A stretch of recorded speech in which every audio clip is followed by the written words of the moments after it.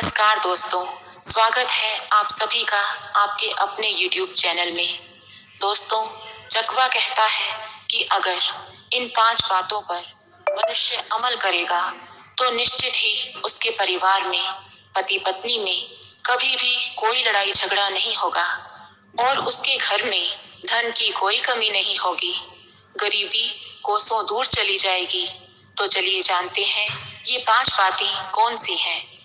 शास्त्रों में कहा गया है कि जिस घर में रोज लड़ाई झगड़े होते हैं उस घर में बरकत नहीं होती, लक्ष्मी का, धन धान्य का वास नहीं होता।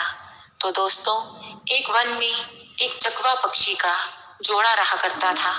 चकवा और चकवी में बहुत प्रेम था। वे दोनों एक दूसरे के साथ हंसी खुशी अपना जीवन व्यतीत कर रहे थे। उन दोनों में इतना प्रेम था कि आसपास के सभी पशु पक्षी उनके प्रेम की मिसाल दिया करते थे। यहाँ तक कि चकवा पक्षी एक दूसरे के ऊपर प्राण तक न्यौछावर करने के लिए तैयार रहते थे। अगर चकवी से कोई गलती हो जाती और चकवा उसे कुछ सुना भी देता तो चकवी अपना सिर झुकाए उन बातों को सहजता पूर्वक सुन लिया करती, बिना किसी सवाल जवाब के। और चकवा से यदि कोई गलती हो जाती और चकवी उसे कुछ कहती तो चकवा सिर नीचे करके उन बातों को सहजता पूर्वक सुन लेता। अब इसी प्रकार कुछ देर के लिए उनके बीच में अगर कुछ खटपट होती तो वे तुरंत ही सुलझा लेते। दोस्तों, चकवा का पड़ोसी एक कौवा था। कौवे का अपनी पत्नी से हर बात पर लड़ाई झगड़ा हुआ करता था। उन दोनों में हमेशा क्लेश रहता था। वे कभी भी अच्छे से नहीं रहते थे और लड़ना झगड़ना इतना कि मारपीट की नौबत आ जाती थी। कौवा बड़ा ही दरिद्र था, गरीब था। उसके घर में अन्न की हमेशा कमी रहती थी और इधर चकवा धन धान्य से संपन्न था, क्योंकि उसके घर में खुशहाली थी, शांति थी। कौवे ने जब देखा कि चकवा चकवी इतने आनंद से और खुशी से रहते हैं तो उसे बड़ी जलन हुई। अब वो चकवा चकवी की इस शांति से, इस खुशी से जलने लगता है। कौवा सोचता है कि किस प्रकार मैं चकवा चकवी में फूट डालूं और उसके घर की शांति को भंग कर दूं। ये इस प्रकार कैसे खुश है। कौवा सोचता कि हम लोगों के घर हमेशा लड़ाई झगड़ा होता है, खाने को कुछ नहीं होता, परंतु इस चकवे को देखो, हमेशा मजे में रहता है और आनंद से खाता पीता है, अपनी पत्नी के साथ खुशी पूर्वक जीवन व्यतीत कर रहा है। ये सब चीजें कौवे को अच्छी नहीं लगती, उसे बहुत जलन होती है। कौवा उस चकवे का मित्र था और मित्र ही मित्र के बारे में ऐसी सोच रखता था। उसके अंदर जलन का भाव था। अब उसने सोच लिया कि मैं इस चकवे को अब शांति से नहीं रहने दूंगा। हम लोगों के घर में लड़ाई झगड़े होते हैं तो ये कैसे शांति से रह सकता है। अब मुझे इसके घर में भी अशांति फैलानी है, इसका जीवन नरक बनाना है। ये सोचकर वो कौवा इसी जुगत में लग जाता है। तो दोस्तों, जब चकवा घर पर नहीं रहता तो कौवा चकवी के पास जाता और चकवे के बारे में उसके कान भरने लगता और कहता, चकवी बहन, चकवा भाई तो आपसे बिल्कुल प्रेम नहीं करते, वो तो किसी और से प्रेम करते हैं। मैंने उन्हें कुछ देर पहले किसी अन्य से बात करते हुए देखा। अब कौवे की इस बात को सुनकर चकवी को बिल्कुल भी भरोसा नहीं होता। वो उसकी बात ध्यान से नहीं सुनती और उसकी बात को हवा में उड़ा देती है। और जब भी चकवा अकेला रहता है तो कौवा उसके पास जाता और कहता कि चकवी बहन आपसे प्रेम नहीं करती, वो किसी अन्य से प्रेम करती है। मैंने आज ही उसे किसी अन्य के साथ बात करते हुए देखा। अब चकवा ये बात सुनकर हंसते हंसते उसे टाल देता है और उसकी बात पर बिल्कुल भी भरोसा नहीं करता। अब इसी प्रकार कौवा बारी बारी से उन दोनों में फूट डालने की कोशिश करता, उनके कान भरता, लेकिन चकवा चकवी का प्रेम इतना गहरा था कि वे दोनों एक दूसरे पर आंख बंद करके विश्वास किया करते थे, किसी की बातों में नहीं आते थे। अब इसी प्रकार जब अपनी चाल में कौवा हार जाता है तो वो एक नई तरकीब निकालने लगता है। वो सोचता है कि अब इससे कुछ नहीं होगा। मैं भी देखता हूँ कि किस तरह इन दोनों में लड़ाई झगड़ा नहीं होता। अब कौवा अपनी पत्नी को इस काम में लगाने की योजना बनाता है और उसे कहता है कि यदि तुम घर में सुख शांति चाहती हो तो तुम्हें मेरा एक काम करना होगा। अगर तुम चकवा और चकवी के बीच मनमुटाव पैदा कर दो, उनमें लड़ाई झगड़ा करवा दो, तो निश्चित रूप से मैं तुमसे कभी नहीं झगड़ूंगा। हम दोनों बड़े प्रेम से रहेंगे। हमारे घर में लड़ाई नहीं होगी। कौवे कुछ समय के लिए तैयार नहीं होती, परंतु अपने घर में सुख शांति की इच्छा से वो भी कौवे की बात में आ जाती है और कहती है कि अगर तुम मुझसे लड़ोगे नहीं तो मैं ये कार्य करने के लिए तैयार हूँ। कौवा कहता है कि जब भी तुम्हें समय मिले, जब भी मौका मिले, तुम चकवी बहन के कान भर देना। उसके मन में चकवा भाई के प्रति जहर भर देना, और जब मुझे समय मिलेगा, जब भी मैं मौका देखूंगा, चकवा के मन में उसकी पत्नी के प्रति नफरत भर दूंगा। अब दोनों बातें करके अपने काम में लग जाते हैं।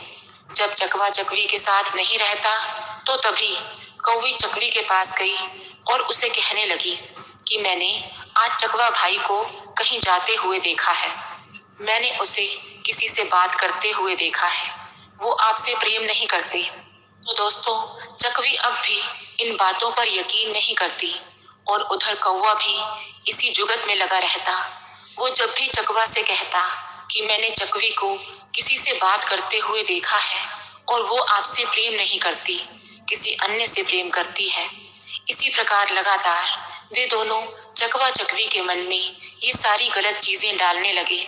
दोस्तों, यदि एक ही बात को किसी के सामने बार बार कहा जाए तो धीरे धीरे ना चाहते हुए भी उनके अंतर मन में ये बातें आने लगती हैं। अब चकवा और चकवी के साथ भी ऐसा ही हुआ। लगातार यही बातें सुनते सुनते चकवी को लगने लगा कि कौवी बहन मेरा भला ही चाहती है। अगर उसने देखा है तो तभी मुझसे कह रही है। वो मेरी भलाई चाहती है, इसलिए मुझे बार बार ये बातें बताती है कि वे मुझसे प्रेम नहीं करते। अब चकवी के मन में ये बात बैठ जाती है कि उसका पति उससे प्रेम नहीं करता और किसी अन्य से प्रेम करता है। अब चकवा के मन में भी यही सब बातें बैठने लगती है कि चकवी किसी और से प्रेम करती है। ना चाहते हुए भी ये सारी चीजें उनके मन में बैठ गई थी। धीरे धीरे करके उनमें मन मुटाव होने लगता है और एक दिन ऐसा आता है कि चकवा बातों ही बातों में चकवी को कह देता है कि तुम तो किसी अन्य से प्रेम करती हो। मैंने तुम्हें उससे बातचीत करते हुए देखा है। अब चकवी को भी गुस्सा आया और बोली, मैं भी तुम्हें किसी अन्य से बात करते हुए देखती हूँ। तुम भी मुझसे प्रेम नहीं करते। दोनों में लड़ाई और झगड़ा होने लगा। अब वो झगड़ा बढ़ने लगा। उनके घर से लक्ष्मी रूठ गई और उनका घर छोड़कर चली गई, क्योंकि जिस घर में लड़ाई झगड़ा और क्लेश होते हैं, लक्ष्मी उस घर को छोड़कर चली जाती है। अब चकवा और चकवी धीरे धीरे कंगाल होने लगते हैं। उनके घर में धन की कमी हो जाती है। लड़ाई झगड़ा करने के चक्कर में चकवा कोई काम नहीं कर पा रहा था, भोजन की व्यवस्था नहीं कर पा रहा था, और घर में भी जो भोजन इकट्ठा था वो सब खत्म हो चुका था। अब जब वो दोनों पूरी तरह से बर्बाद हो जाते हैं, उनके घर में अशांति आ जाती है, तो ये देखकर उस कौवे को बड़ी खुशी हुई, बड़ी प्रसन्नता हुई। चकवा और चकवी भूखे मरने लगते हैं। तो एक दिन चकवा को एहसास होता है कि हमारी लड़ाई झगड़े की वजह से ये सारी चीजें हो रही हैं।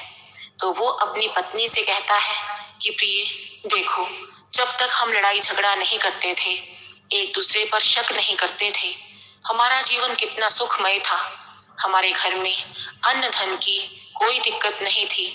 परंतु जब से हम लड़ाई झगड़ा करने लगे हैं, एक दूसरे पर संदेह करने लगे हैं, तब से हमारे घर में अन्न धन की भी कमी हो गई है। लक्ष्मी हमसे रूठ गई है।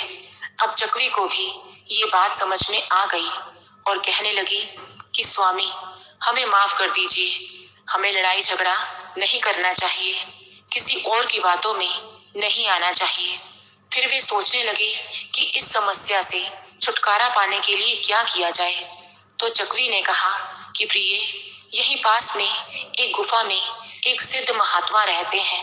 हम उनके पास चलते हैं, वही बताएंगे कि हमारी समस्या का क्या समाधान है, हमें अब क्या करना चाहिए।